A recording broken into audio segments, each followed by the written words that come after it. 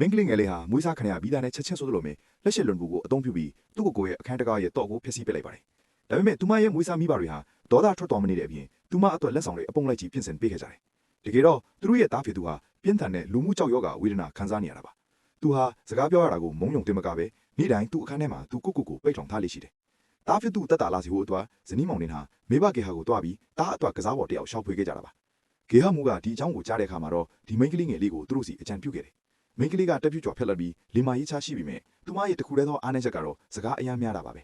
ဒါပေမဲ့ဒီဇနီးမောင်နှင်ကတော့ဒါဟာသူတို့အလိုဆုံးကလေးမျိုးဖြစ်တာကြောင့်အယမ်းကိုဝမ်းသာသွားကြတယ်ဒါနဲ့မင်းကလေးငယ်လေးကိုမွေးစားပြီးအိမ်ကိုခေါ်လာခဲ့တာပေါ့မွေးစားမိခင်ကသူမရဲ့သားမှာ autism ရှိနေတာကြောင့်မင်းကလေးအနေနဲ့သူနဲ့စကားတွေအများကြီးပြောပေးလို့ရကြောင်းပြောပြတယ်မွေးစားဖေကလည်းတကယ်လို့မင်းကလေးကသားကိုစကားပြောလာအောင်လုပ်ပေးနိုင်တယ်ဆိုရင်သူမလိုချင်တဲ့ဆုတစ်ခုပေးမယ်လို့ကတိပေးခဲ့တယ်ဒါကိုကြားတော့မင်းကလေးကအယမ်းပျော်သွားတာပေါ့ကောင်လေးကတကားဖွင့်ပေးပေါ်ညီးဆိုနေတာကြောင့်မင်းကလေးကဝေခွဲမနေတော့ပဲတကားတော့ကိုဖြုတ်ပစ်လိုက်ပါတော့တယ်အခန်းထဲမှာကောင်လေးကစာအုပ်တအုပ်ကိုအေးအေးဆေးဆေးဖတ်နေတာပါမင်းကလေးကချက်ချင်းပဲစာဖတ်ချိန်ကိုတတိထားပြီးမျက်စိမပြတ်စည်းအောင်ကာကွယ်ဖို့တတိပေးလိုက်ပြီးစာအုပ်ထဲကအကြောင်းအရာတွေကိုစကားစမြည်ပြောပါတော့တယ်ကောင်လေးကသူမကိုအရန်ဆူညံ့တယ်လို့ထင်ပြီးအပြင်းထွက်သွားဖို့စူးစမ်းပေမဲ့မင်းကလေးကတုတ်ကိုဆွဲထားခဲ့တယ်သူမဟာမိဘကိဟာတုံကဂျုံတွေ့ရတဲ့စိတ်ဝင်စားစရာအတွေ့အကြုံတွေကိုလည်းတွတ်ပြောပြနေခဲ့တာပေါ့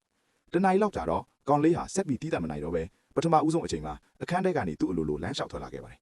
ဒါကိုမြင်လိုက်တဲ့မိဘတွေဟာရင်ထဲမှာအယံကိုဝမ်းသာပြီးတီးထသွားကြတယ်မွေးစားမိခင်ကမိန်းကလေးကိုဒီအိမ်မှာပဲတတလုံးနေသွားဖို့ဆုံးဖြတ်လိုက်ပါတော့တယ်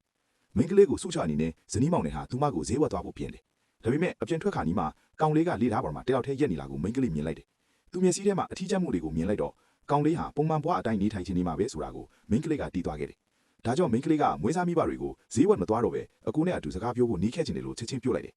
မိန်းကလေးကအယံကိုတီးတက်လေးမာသွားတာကိုမြင်လိုက်တဲ့အခါမွေးစားမိဘတွေဟာအယံကိုစိတ်လှုပ်ရှားသွားကြတယ်ချက်ချင်းဆုံးဖြတ်ချက်တစ်ခုချလိုက်ကြတယ်အဲ့ဒါကတော့မိန်းကလေးကိုကြောင်းထားပေးဖို့ပါပဲမင်းကလေးကသူမအကူလေចောင်းတူတူလိုက်မှာမလားလို့ချက်ချင်းမေးပါတော့တယ်ဒါပေမဲ့မွေးစားမိဘတွေကတော့လူများတဲ့နေရာမှာတောက်ဖြစ်သူပြောင်းလဲနေမှာစုရင်တာကြောင့်မလုပ်ရဲကြဘူးမင်းကလေးကတော့သူမအချက်လက်တွေရှောက်ဖွေပြီးကြည့်ခဲ့ပြီးဖြစ်တဲ့အကြောင်းနဲ့အကူရဲ့အခြေအနေကအခုဆိုရင်အခြားသူတွေနဲ့ထိတွေ့ဆက်ဆံလို့စူးစမ်းကြည့်လို့ရနေပြီလို့ဆိုခဲ့တယ်သူမကိုယ်တိုင်ကလည်းအကူဘေးမှာနေပြီးကာကွယ်ပေးမယ်လို့ဆိုခဲ့တာပေါ့မင်းကလေးရဲ့စကားကိုကြားတဲ့နောက်ဇနီးမောင်နှင်ဟာတေချာစဉ်းစားလိုက်ကြပြီးတားဖြစ်သူကိုចောင်းသွားဖို့စမ်းကြည့်ခိုင်းမှုဆုံးဖြတ်လိုက်ကြတယ်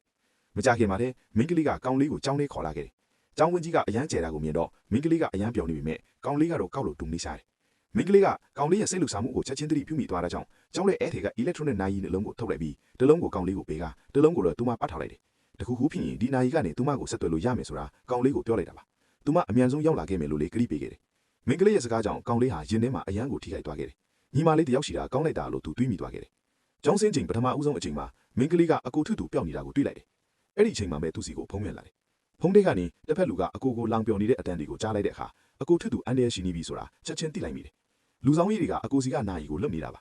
အရေးကြီးတဲ့အချိန်မှာပဲမင်းကလေးရောက်လာခဲ့တယ်သူမကဘေးနားက baseball တုတ်တစ်ချောင်းကိုကောက်ကင်လိုက်တယ်သူတို့ကိုအခုချက်ချင်းထပ်တော်ဟိုတတိပေးလိုက်တယ်ဒါပေမဲ့အဲ့ဒီကောင်လေးတွေကသူမက baseball တုတ်ကိုလူပြီးပြန်တိုက်ခိုက်ကြတာကြောင့်တုတ်ကမြေပြင်ပေါ်ကိုလွင့်ချသွားတယ်မင်းကလေးကအကူကိုအမြန်ထွက်ပေးဖို့ပြောလိုက်ပေမဲ့အားလုံးအံ့ဩသွားတာကတော့ကောင်လေးက baseball တုတ်ကိုကောက်ထားတာပါသူဟာအားလုံးကိုငါညီမလေးကိုအနိုင်မကျင်ကြဆိုပြီးကာကွယ်လိုက်ပါတော့တယ်